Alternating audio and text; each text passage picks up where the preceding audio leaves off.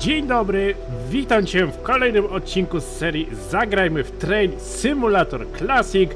Dzisiaj przejedziemy się lokomotywą od Bombardiera o oznaczeniach BR-187. Wykonamy kilka manewrów, złożymy cały skład i przetransportujemy go do miejsca docelowego, zanim udamy się do domu.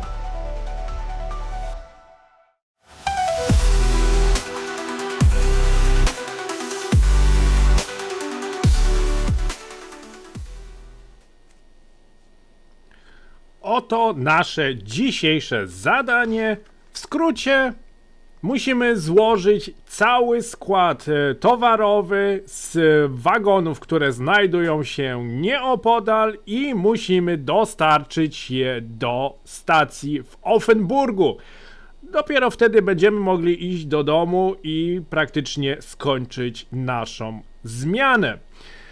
Niby zadanie wydaje się łatwe, ale zobaczymy jak nam pójdzie, szczególnie, że nie grałem tego scenariusza wcześniej.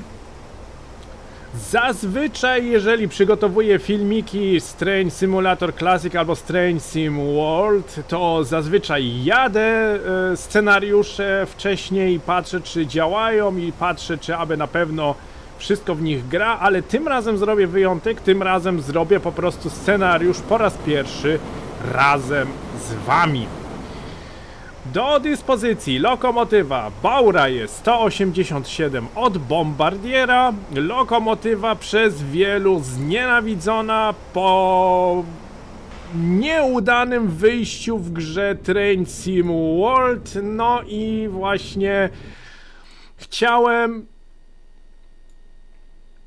porównać troszeczkę tą lokomotywę w Train Simulator Classic właśnie z tą lokomotywą w Train Sim World. Oczywiście będą tutaj bardzo duże różnice w prowadzeniu tej lokomotywy, ponieważ jakby nie patrzeć, to w Train Simulator Classic lokomotywy są bardziej ułatwione, jeżeli chodzi o obsługę.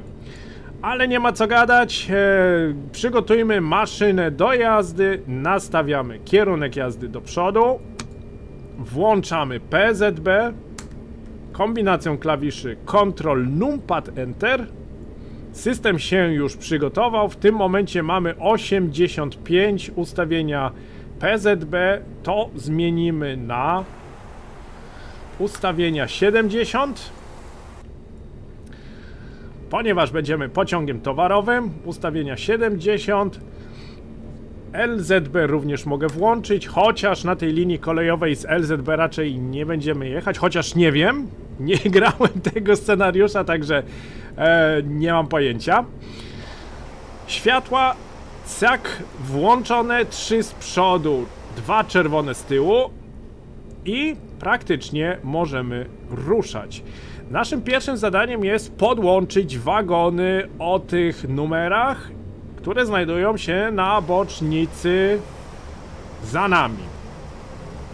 Tor jest już ułożony. O, ICE, pozdrawiamy kolegę. Tor jest już ułożony, czyli my musimy wyluzować hamulec. Zadamy trochę mocy. Podjedziemy do rejonu za zwrotnicą. Oczywiście jesteśmy podczas jazdy manewrowej, nie wolno nam jechać szybciej niż 25 km na godzinę. Jazda manewrowa właśnie charakteryzuje się tym, że szybciej nam jechać nie wolno. Przejedziemy ten przejazd kolejowy i tą zwrotnicę, zatrzymamy się i zwrotnica powinna się przestawić w kierunek przeciwny na inny tor, na którym stoi pierwsza partia naszych wagonów.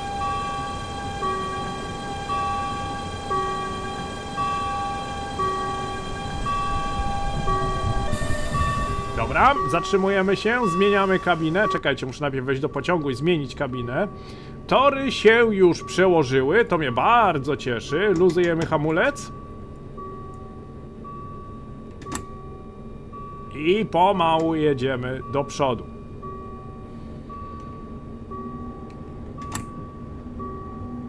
W tym momencie PZB trochę zwariowało.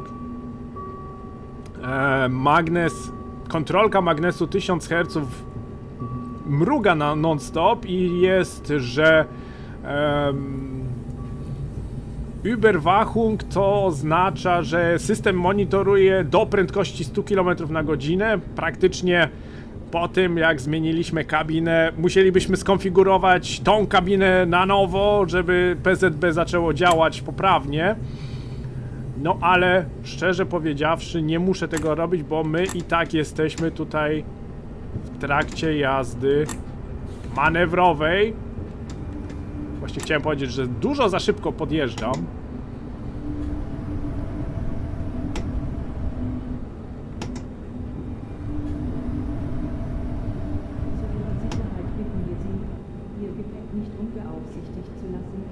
Ach, te zapowiedzi na dworcu.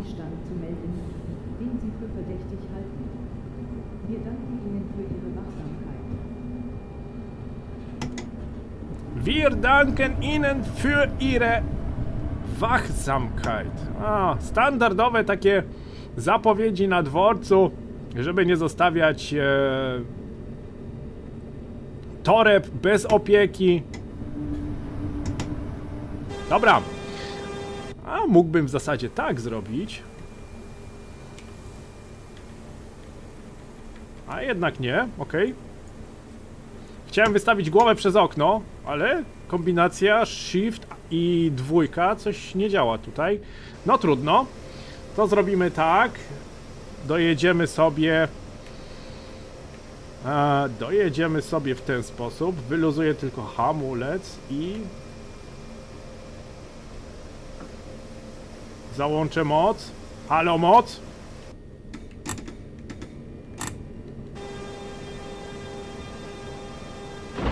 Dobra. Wygląda cacy. Wstajemy z naszego fotela. Wychodzimy z lokomotywy. Schodzimy na dół. I podłączamy pierwszą turę naszych wagonów do naszej lokomotywy. O ile znajdę tutaj sprzęg. Nie mogę sprzęgu złapać. Dobra. Wchodzimy na pokład. Co musimy zrobić? Podłączyć wagony, które znajdują się po drugiej, może nie tyle co drugiej stronie, co na torze bocznym. Tutaj w prawo, jak widać. Czyli przenosimy się do naszej pierwszej kabiny. Luzujemy hamulec. Ruszamy z pierwszą turą naszych wagonów.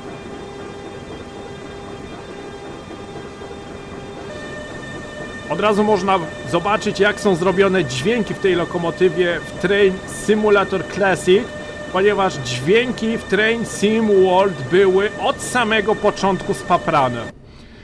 Nie dość, że były skopiowane, ten komputer pokładowy był skopiowany z Bauraje 185 bodajże, to dźwięki lokomotywy, które lokomotywa sama wydaje, były naprawdę bardzo kiepsko zrobione. Tutaj już widać, że jednak te dźwięki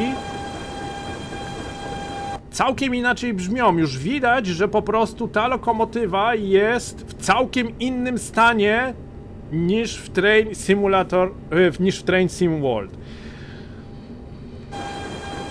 Wiele z was wie, że jest to moja ulubiona lokomotywa, dlatego też chciałem ją porównać do lokomotywy w Train Sim World. Ona w Train Sim World, nawet jeżeli jest tak mocno zbagowana, to jednak bardzo lubię tą lokomotywę. Jest to jedna z nowocześniejszych lokomotyw towarowych, jakie kursują po niemieckich torowiskach. Bardzo często można ją spotkać.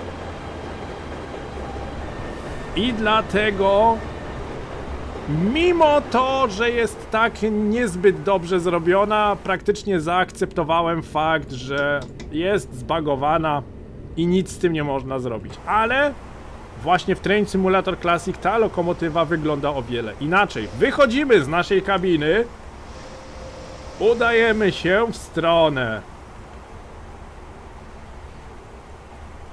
Udajemy się w stronę zwrotnicy. Musimy przełożyć tutaj na tor drugi. Zack. Wir erinnern Sie daran, dass das Rauchen innerhalb des Bahnhofs verboten ist. Wir danken Ihnen für Ihr Verständnis. Palenie na dworcu jest zabronione. Oczywiście. W Niemczech nie wolno palić na dworcach. Wolno palić tylko i wyłącznie w wyznaczonych miejscach. Siedzimy w naszej kabinie. Zmieniam... A nie, w sumie nie muszę zmieniać kierunku. Wystarczyłoby w tym momencie... Chociaż dziwne, że nie ma tutaj przez okno, żeby wyjrzeć. O kurczę. A jak otworzę? Też nie ma. No nic, trudno. To zamkniemy okno. Zrobimy tak, że będziemy tutaj mieli kolegę, który będzie uważał na cały skład. Luzujemy hamulec. I pomału ruszamy w drogę. Naprawdę pomału. Teraz kolega będzie nam mówił, ile jeszcze metrów mamy do składu, do wagonów, które stoją tutaj.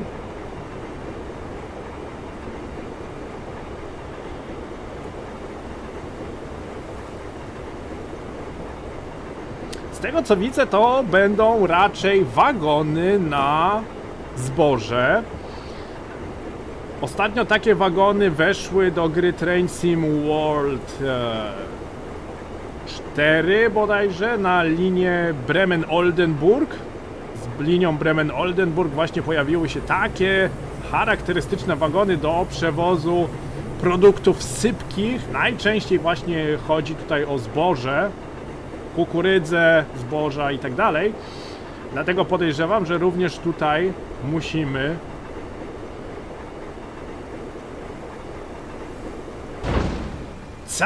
dobiliśmy i w tym momencie musimy podpiąć te wagony. Wstajemy z naszego miejsca, wyłazimy z naszej ciepłej lokomotywy i idziemy z powrotem do miejsca, w których musimy wagony podpiąć. Jeszcze kawałek. Chciałem właśnie zobaczyć, jak daleko mam tutaj do podpięcia, te wagony do podpięcia. Jeszcze kawałek. No, tam w tyle nawet wygląda na jakiś młyn. Tutaj? Nie. 2 wagony dalej. Nie. Kurczę, gdzie jest to do podpięcia? Tu jest podpięte. Tu też. Tu też. A, tutaj. Są nawet tablice końca pociągu. Mogłem się na tym bazować. Podpinamy wagony. Okej.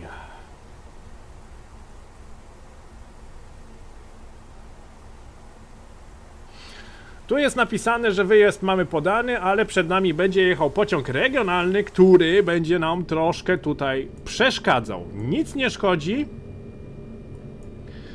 Pociąg regionalny może nas trochę zwolnić, ale na pewno nas jakoś tak zbyt mocno nie zablokuje. Tu mamy podany wyjazd, tu mamy podany wyjazd, więc możemy ruszać w drogę. Wyjdziemy jednak na kamerę zewnętrzną i posłuchamy jeszcze raz, jak ta lokomotywa brzmi w Train Simulator Classic.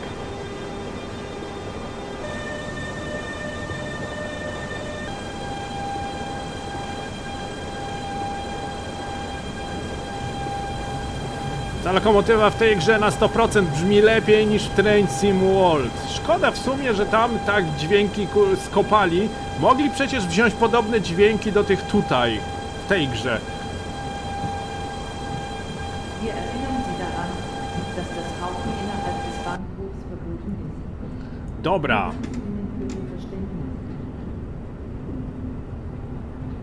A, mamy zielone przed pociągiem Intercity? O, to jest interesująca sprawa, że on musi się zatrzymać, a my możemy przed niego wjechać. Całkiem interesująca sytuacja, no ale okej. Jeszcze nie wspomniałem, gdzie się dzisiaj znajdujemy. Znajdujemy się dzisiaj na linii kolejowej ze Strasburga do Karlsruhe. Jest to dedykowana linia kolejowa dla lokomotywy Baureihe 187, którą można dokupić na Steamie. Także tą lokomotywę można sobie osobno dokupić jako DLC. Podejrzewam, że w promocji na pewno będzie mało kosztować. Jeżeli znajdziemy dobre promocje i dobry okres właśnie, kiedy wszystkie dodatki od Train Sim World są przecenione, to można dodatki do tej gry naprawdę bardzo tanio kupić. Nawet pociąg regionalny nas przepuszcza tutaj. Ojejku, co my tutaj za priorytet mamy? Z tego co słyszałem, w Niemczech są pociągi wysoko priorytetowe. Są to pociągi, które mają wysoki priorytet.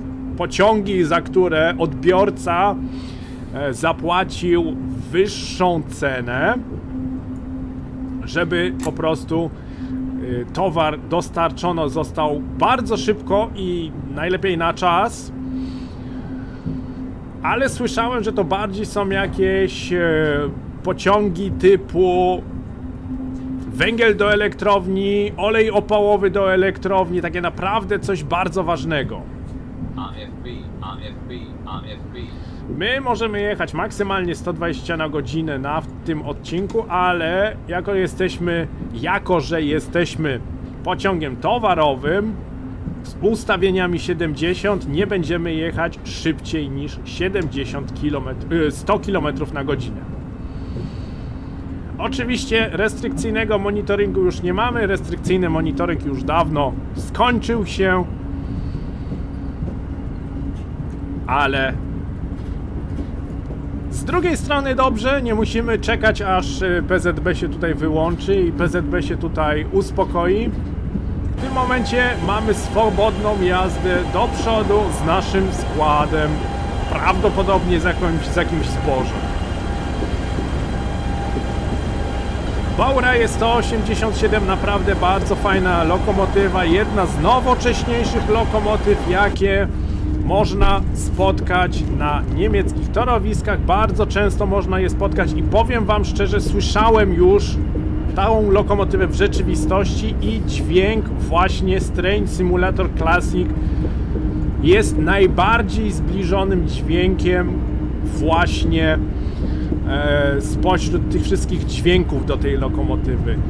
Dźwięki w Train Sim World możecie totalnie zapomnieć. To jest może nie tyle co porażka, ale naprawdę totalnie nie udała im się ta lokomotywa, przez co zgarnęli naprawdę bardzo złą opinię. Lokomotywa też do dzisiaj nie jest w jakiś sposób poprawiona. No ale cóż zrobić, nic na to nie poradzimy. Tak się stało, tak się zdarzyło. Jedyne co, no to musimy po prostu zaakceptować fakt, że lokomotywa jest jaka jest i w razie czego przeskakiwać może na inne symulatory, jakim jest właśnie Train Simulator Classic, w którym właśnie ta lokomotywa również jest dostępna. Wygląd jest naprawdę bardzo podobny do lokomotywy w Train Sim World. Sterowanie ogrzewaniem, tudzież klimatyzacją, guziki sterowania PZB,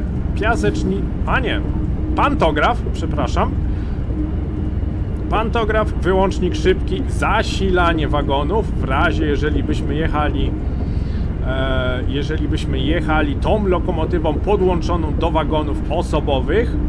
Baureihe 187 ma wbudowany mechanizm otwierania drzwi, co można to tutaj zobaczyć. On wprawdzie w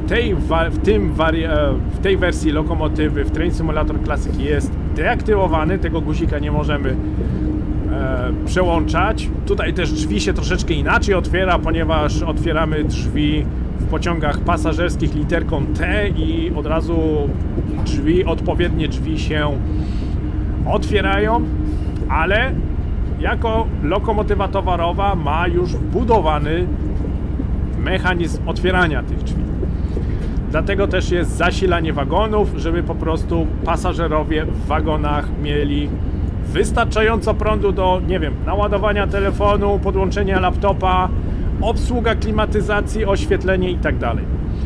Co my tu mamy? Piasecznica, tu jest odluźniacz, guzik, który luzuje hamulec. Jeżeli źle powiedziałem, możecie mnie poprawić. Chyba mi się zdaje, że to będzie odluźniacz w polskim. Światła z przodu na światła normalne, długie i przeciwmgielne. A, jedno za daleko. O, właśnie. Te. Do tego mamy oświetlenie pulpitu i oświetlenie kabiny. Kierunek jazdy, hamulec zespolony, hamulec lokomotywy, wycieraczki z różnymi stopniami. 3 stopnie, jeden przerywany, jeden normalny, jeden bardzo szybki. Spryskiwacz, który nie jest aktywny, ogrzewanie szyby, które też nie jest aktywne.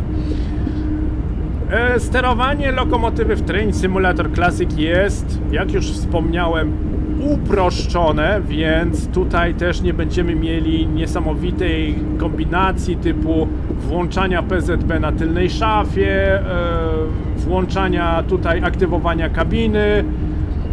Również wyświetlacz tutaj po tej prawej stronie, który w Train Sim World jest do obsługi. Na tym wyświetlaczu włączamy na przykład światła albo ustawiamy ustawienia PZB.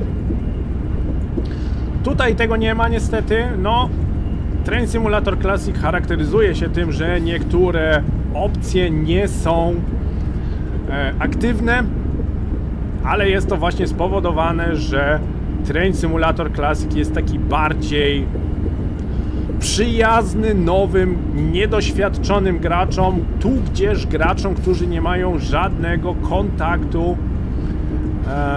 z koleją, z lokomotywami, z obsługą lokomotyw. Także jak na lokomotywę, która jest uproszczona, i tak uważam, że jest naprawdę bardzo fajnie zrobiona.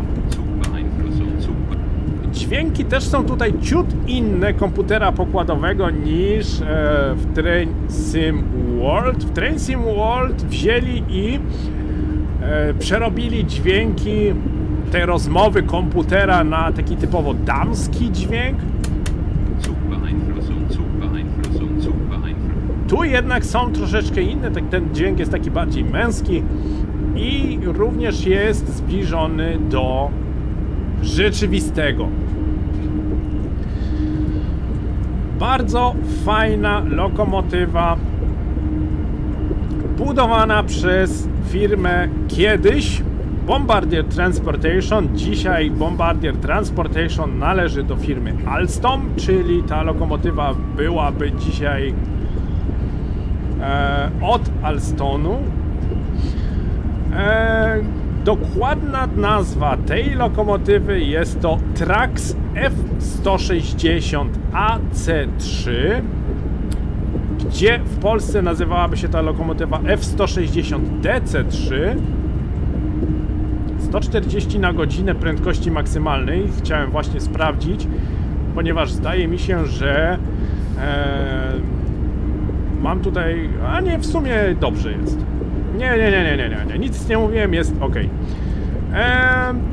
140 km prędkości maksymalnej, typowa prędkość maksymalna lokomotywy towarowej. Tu gdzież niektóre lokomotywy towarowe, szczególnie te starsze w Niemczech, osiągały maksymalną prędkość 120 km na godzinę. A to co, droga zamknięta i sobie kopareczka tutaj kopie? A widocznie budują tutaj drogę dalej, co by nawet pasowało. Produkowana od 2011 roku do czasów dzisiejszych, jest to naprawdę jedna z nowocześniejszych lokomotyw,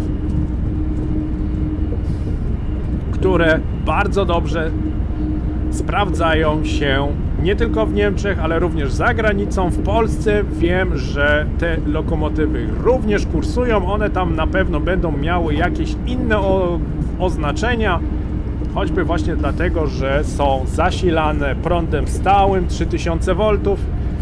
W Niemczech prąd przemienny 15 000 V, także już tutaj pod tym względem na pewno są różnice w oznaczeniach.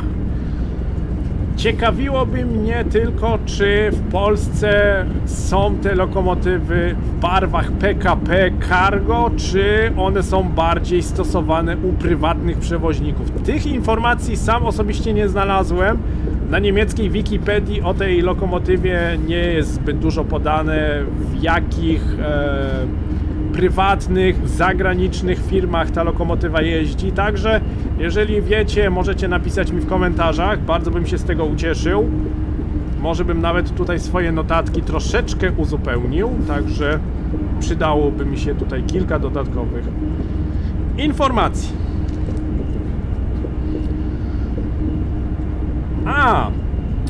Maksymalna prędkość 140 km na godzinę to jest właśnie ten fakt, co mnie tutaj troszeczkę zdziwił, za wyjątkiem floty Railpool.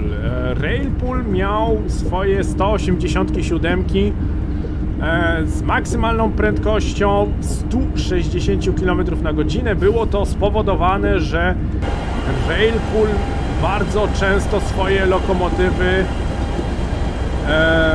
wynajmował prywatnym odbiorcom, którzy operowali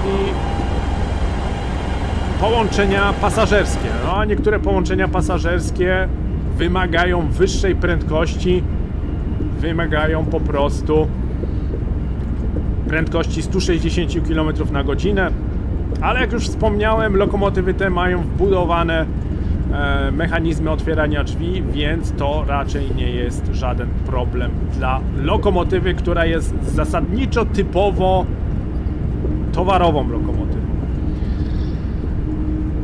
Moc lokomotywy 5600 kW, jest to troszeczkę mniej niż na przykład Vectron, tu gdzież Baureihe 189. Te lokomotywy Siemensa ogólnie są bardzo silnymi lokomotywami.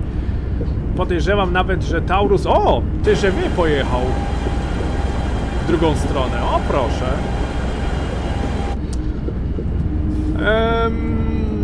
Lokomotywa od Siemensa, Taurus 189, czy tu gdzież Vectron, to one mają 6400 kW mocy. Trax jest troszeczkę słabszą lokomotywą, ma tylko 5600, ale i tak bardzo dobrze się sprawdza w ciągnięciu tych towarowych składów. Pierwsza lokomotywa Trax trójka, bo tak można ją w skrócie nazwać, jest to Trax 3. Trax 2 jest to Baureihe 185, Trax 3 jest to jednak BR 187. Była przedstawiona na targach Transport und Logistik w Monachium w maju 2011 roku i właśnie od tamtej pory można tą lokomotywę kupić i od tamtej pory właśnie pojawiło się kilka nabywców, którzy chętnie skusili się właśnie na tą maszynę. Różnice w wyglądzie są jak najbardziej widoczne. O, 186 jedzie, która jest dołączona właśnie do tej linii kolejowej. Jest to w zasadzie dedykowana linia kolejowa dla 186, która właśnie nas minęła. 186 E186, jak my to znamy z Polski, tu w Niemczech jest BR186, także różne oznaczenia, różne kraje, ale ta sama lokomotywa. O tej lokomotywie też prawdopodobnie coś zorganizuję, też wezmę i nagram jakiś ciekawy materiał, ponieważ 186 mam na 100% w swoich zbiorach, a też nie pokazywałem jej w żadnym innym symulatorze kolejowym poza Simrailem. 187 miała możliwość wbudowania w swojej maszynowni małego silnika spalinowego. Pozwalało to na dojeżdżanie lokomotywą na niezelektryfikowane linie, na przykład żeby odebrać wagony z jakiejś bocznicy w fabryce, która nie jest podłączona trakcją elektryczną do linii głównej. Była to taka mała, było to taki mały silnik diesla. Lokomotywa ta nazywała się wtedy Dual Mode I dual mod i praktycznie tu mam zanotowane, że można było ten silnik, do tego silnika był dodawany zbiornik 400 litrów paliwa, tylko i wyłącznie 400 litrów paliwa, ale silnik spalinowy mógł pracować 8 godzin na tym zbiorniku, także mały zbiornik, mały silnik, ale swoje tam mógł zrobić, także niesamowite udogodnienie dla niektórych linii kolejowych, które właśnie, tych bocznych linii kolejowych, które trzeba było też w jakiś sposób obsłużyć. A na przykład nie chciano brać takiej kolosalnej lokomotywy, jaką był Eurodual, która jest naprawdę gigantem wśród właśnie lokomotyw dual mode, czyli takich lokomotyw, które były zasilane trakcją elektryczną oraz silnikiem spalinowym. Ogólnie lubię tą lokomotywę w obu grach. 187 w Train Sim World jest spaprana, nie ukrywam tego, trochę sam fakt, że ona jest zepsuta, mnie trochę denerwuje właśnie ze względu na to, że lubię tą lokomotywę, podoba mi się jej kształt, podoba mi się jej wykonanie. W Train Simulator Classic sami widzicie, jest to zasadniczo uproszczona lokomotywa do obsługi, ale przynajmniej dźwięki tutaj sprawdzają się.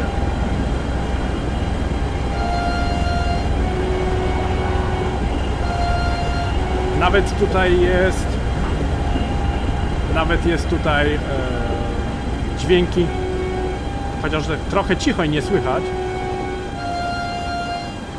Nawet syrena jest tutaj lepiej zrobiona.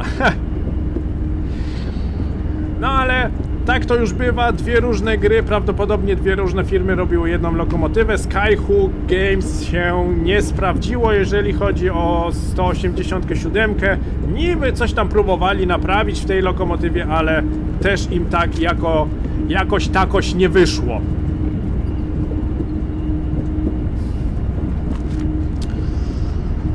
My se tutaj jedziemy, linię kolejową właśnie ze Strasburga do Karlsruhe zdobyłem ostatnio w promocji, zapłaciłem za nią, nie wiem, coś około 15 euro, także opłacało się. Była to linia kolejowa, która została dodana do którejś wersji Train Simulator chyba 22 albo 21.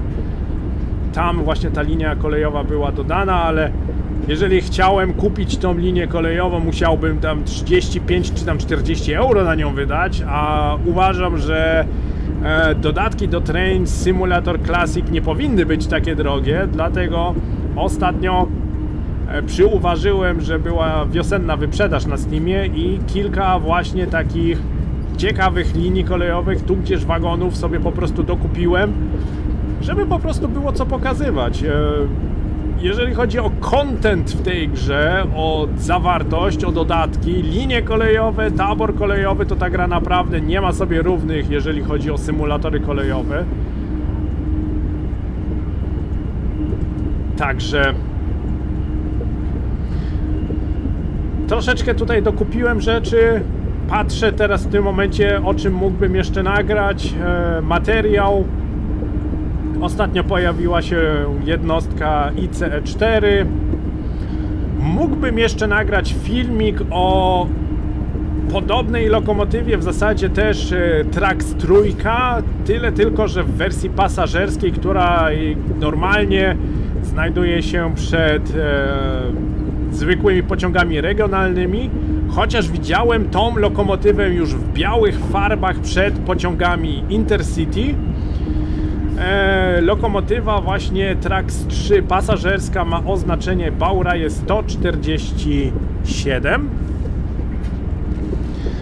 i ta lokomotywa jest zastępstwem za bardzo znaną nam lokomotywę Baureihe 101. 101 jest już na tyle stara i 101 jest już na tyle wyeksploatowana, że postanowiono ją już zezłomować, tu gdzieś odstawić na tor boczny i prawdopodobnie będzie sprzedawana do prywatnych odbiorców, do prywatnych firm.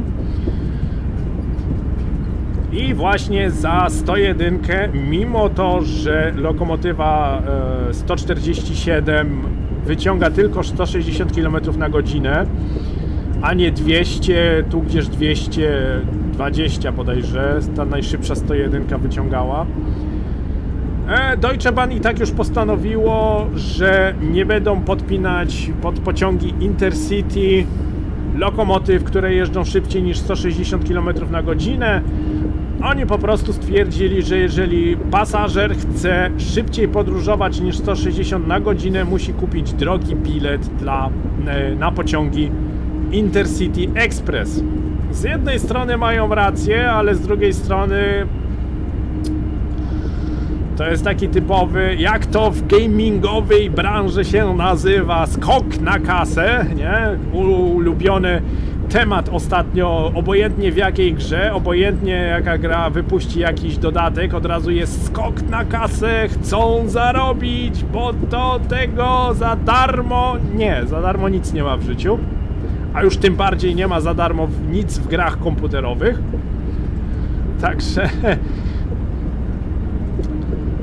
stwierdzenie skok na kasę w bardzo dużo przypadkach jest nietrafne.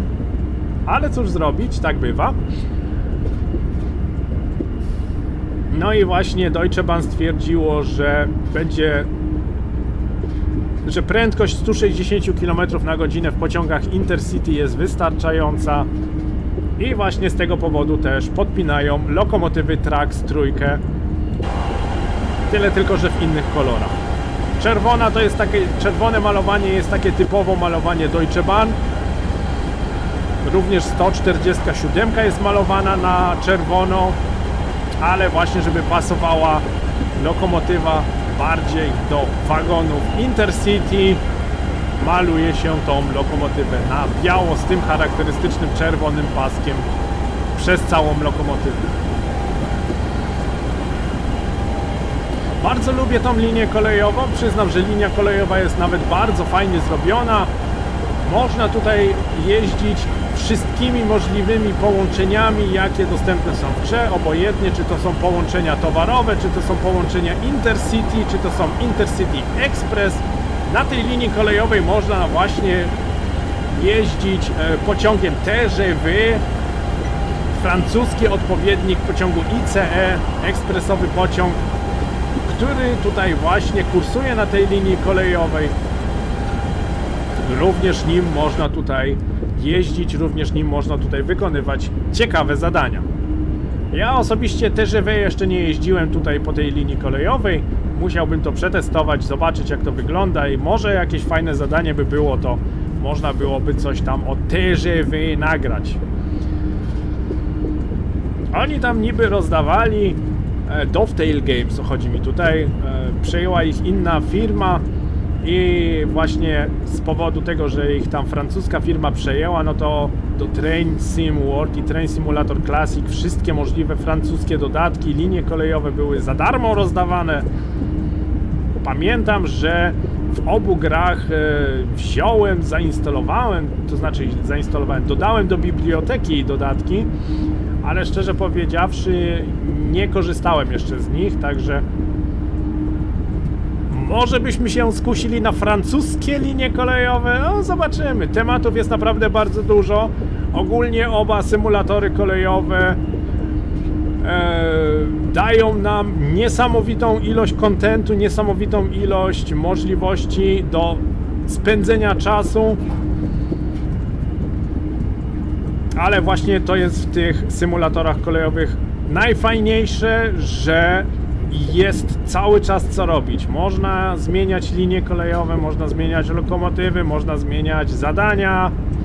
Czasami lubię jeździć połączenia regionalne, czasami wsiądę za stery pociągu ICE, ale najczęściej i tak jeżdżę z pociągami towarowymi.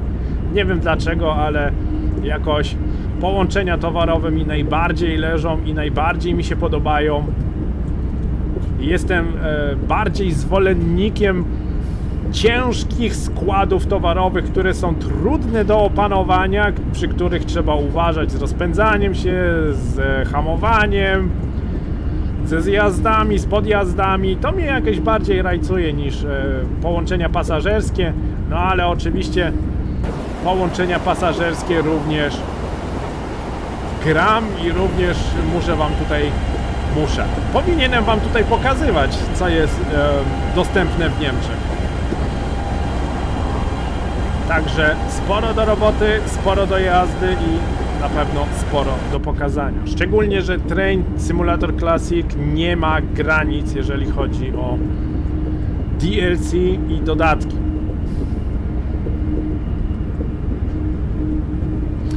Gdzie my się tutaj znajdujemy? Jeszcze musimy przejechać przez stację Renschen, potem jest stacja Appenweier i stacja Offenburg.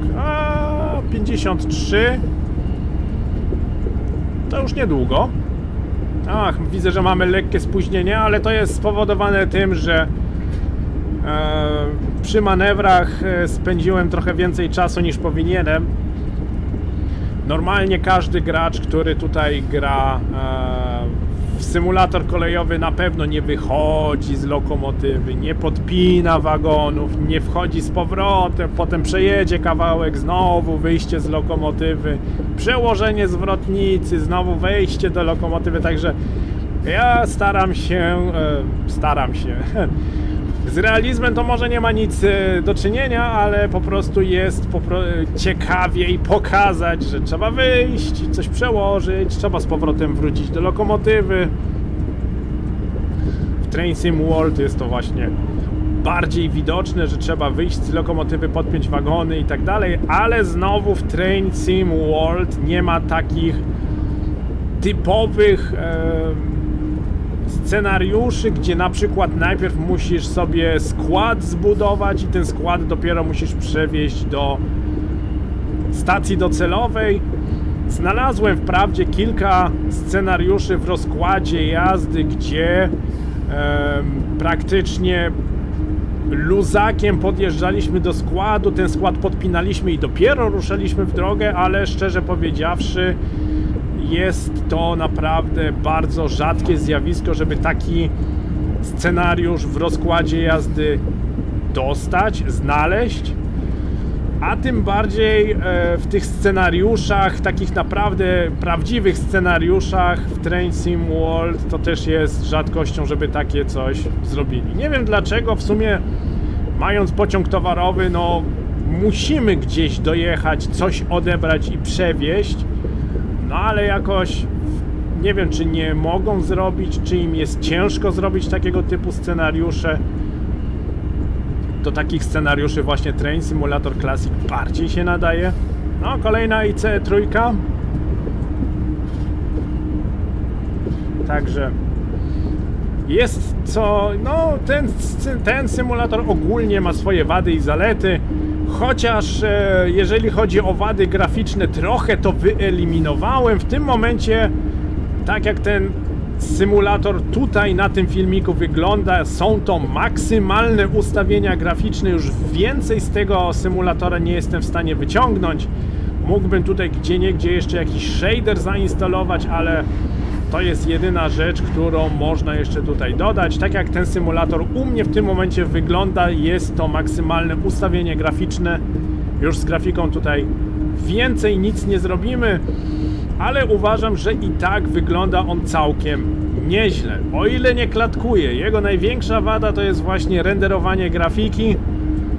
I jeżeli mamy jakieś dworce główne, gdzie na przykład jest bardzo dużo trakcji elektrycznej, no to zdarza się naprawdę bardzo często, że jeździmy mając 15 klatek na sekundę, tudzież mniej w zależności od komputera.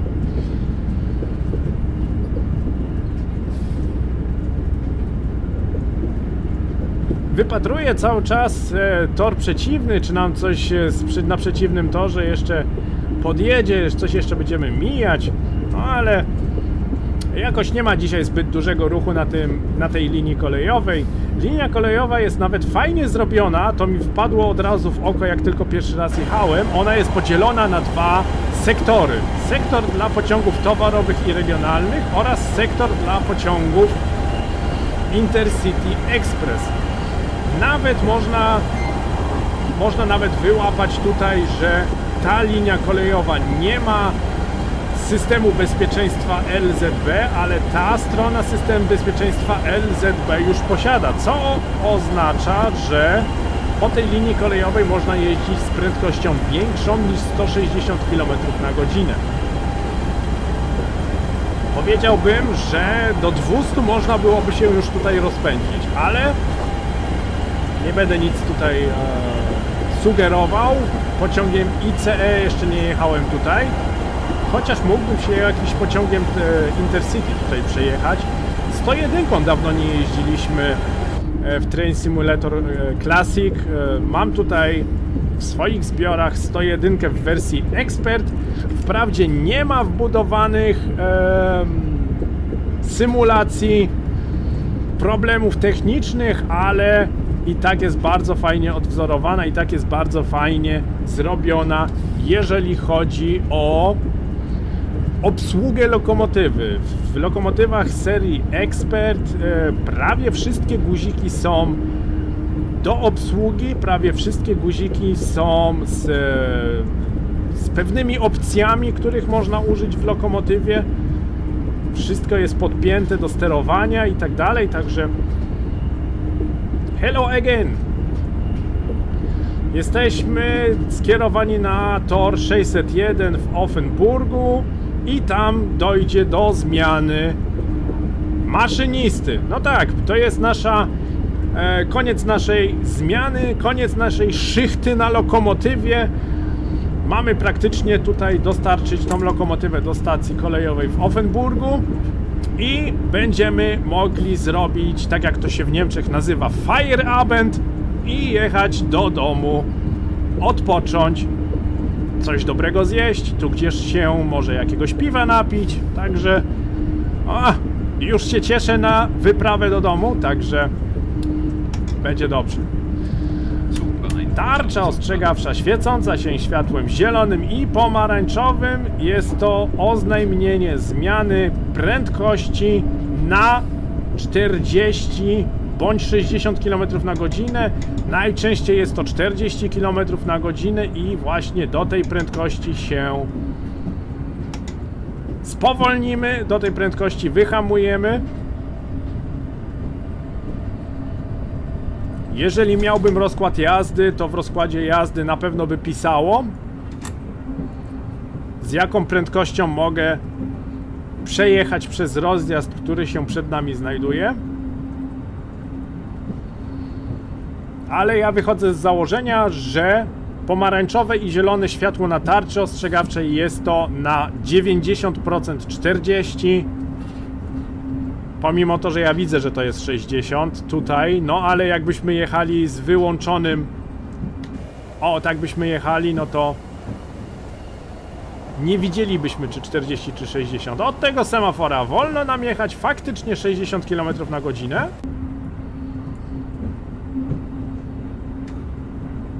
Bo do tych 60 możemy tutaj się troszeczkę rozpędzić, możemy zwiększyć naszą prędkość.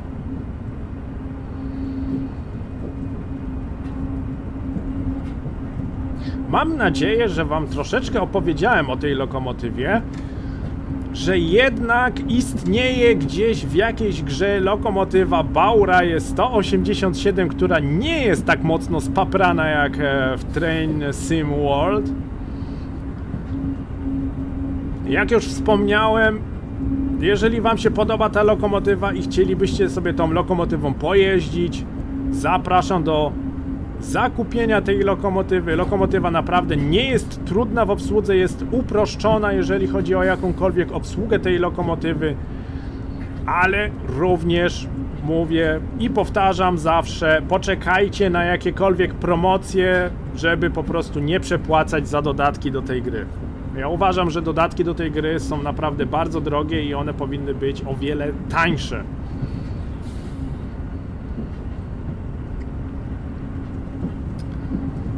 Gdzie my to mamy? Za 3,7 km zatrzymujemy się w Offenburgu. Jest to nasza stacja końcowa. Zasadniczo podobał mi się przejazd. Uwielbiam tą linię kolejową. Linia kolejowa jest naprawdę bardzo fajnie zrobiona. Jest dość długa. Przejechanie z jednego końca na drugi koniec w zależności od tego, jakim składem jedziemy, trwa między 40 minut a godzinę, więc akurat jest taka na popołudnie, żeby po prostu zrobić sobie jeden, może dwa przejazdy.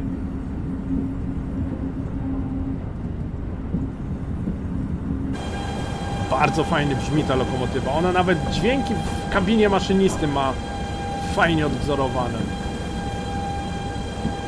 Światła ma bardzo mocne, można tą lokomotywą bez problemów jeździć nocą. Także mam nadzieję, że wam troszeczkę opowiedziałem o tej lokomotywie. Mam nadzieję, że wam się spodobała.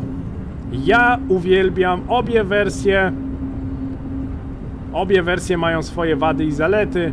Obojętnie, czy to jest wersja w Train Simulator Classic, czy to jest wersja w Train Sim World. Uwielbiam po prostu tą lokomotywę. Jest to naprawdę dość nowoczesna lokomotywa. Widzę ją codziennie, jak jadę do pracy. Może nie codziennie, ale często ją widzę. Codziennie to byłoby trochę przegięcie.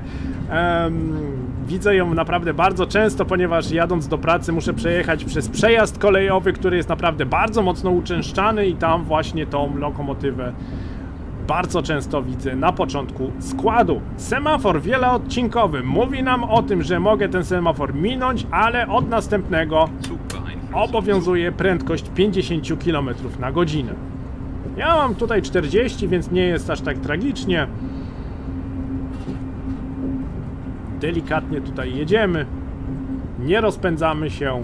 To i tak jest już koniec naszej podróży. Tym samym mogę się z wami już pomału pożegnać. Dziękuję serdecznie za obejrzenie filmiku, dziękuję serdecznie za wspólnie spędzony czas. Jeżeli filmik ci się spodobał, lubisz symulatory kolejowe, zostaw lajka i zasubskrybuj kanał, by nie przegapić innych filmików, innych symulatorów kolejowych. Co tydzień pojawia się nowy odcinek z różnych, najróżniejszych symulatorów kolejowych, ale głównie linii niemieckich, ponieważ lubię wam naprawdę opowiadać to, co się dzieje za granicą, z innej perspektywy niż to, co się dzieje w Polsce, z innego poziomu technologii, jak właśnie technologia w Niemczech wygląda. Tematy są naprawdę bardzo interesujące. Także jeżeli interesuje cię temat niemieckich linii kolejowych, systemy bezpieczeństwa i tak dalej, zapraszam na inne filmiki. Jest już ich trochę na moim kanale. Od tego miejsca 50 km na godzinę. Delikatnie tutaj dojeżdżamy. Wypatruję już czerwonego semafora, który znajduje się gdzieś z przodu. Słychać nawet piłowanie główki szyny, jak siedzimy w kabinie.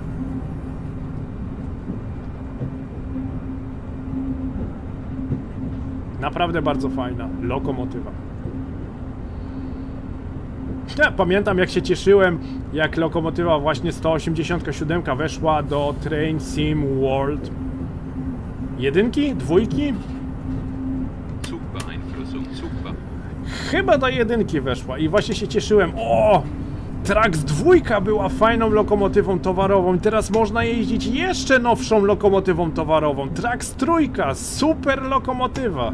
Może też dlatego jestem taki bardzo sentymentalny, jeżeli chodzi o tą maszynę. Naprawdę się bardzo cieszyłem, że mogę jeździć naprawdę nową lokomotywą i nowym dodatkiem do gry, którą do dzisiaj lubię. Kiedyś więcej czasu spędzałem właśnie w symulatorach kolejowych, ale nie powiem, że dzisiaj tego nie robię. Tych godzin spędzonych w grze jest wprawdzie trochę mniej, ale mimo to regularnie wykonuję tutaj różnego rodzaju połączenia. Przed nami semafor pozycji czerwonej. My się tutaj zatrzymujemy. Dojedziemy, dociągniemy tylko do